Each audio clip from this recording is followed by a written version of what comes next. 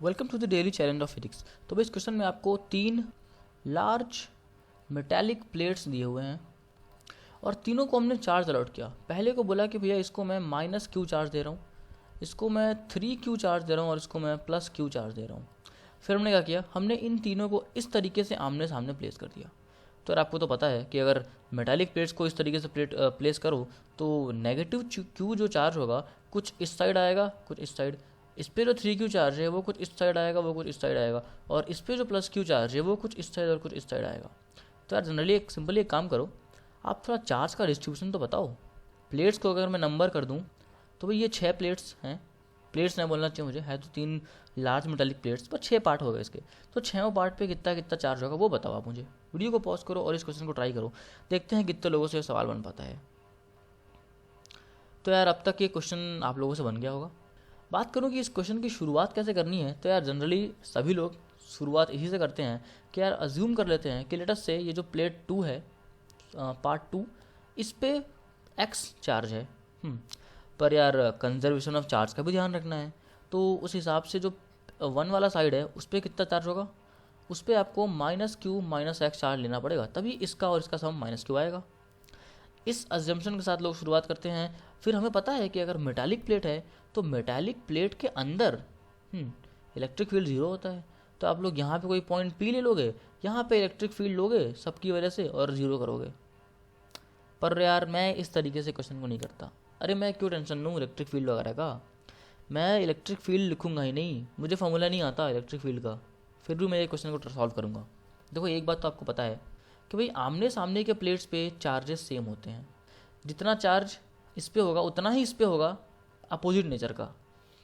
पर यार एक बात और मैं आपको बता दूं कि अगर आप प्लेट्स को इस तरीके से सीरीज़ में अटैच कर रहे हो, एक के बाद एक, एक के बाद एक, तो पहला प्लेट हो और आप आखिरी प्लेट ले लो, इन दोनों पे जो चार्ज होगा वो सेम होगा।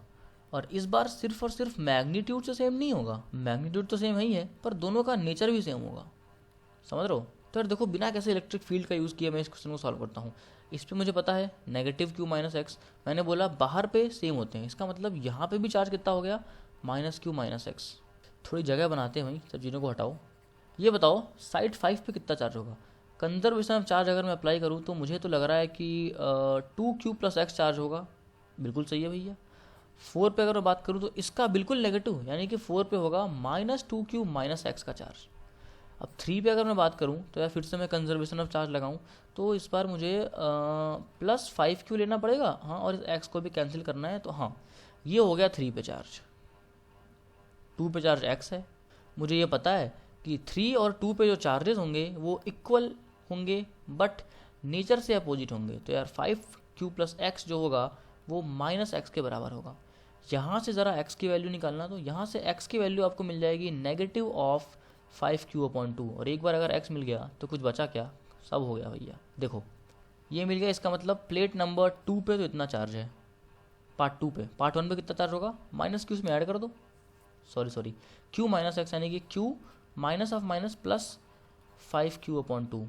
अरे यहाँ माइनस है, तो यार प्लेट 1 पे चार्ज आ जाएगा +3q/2।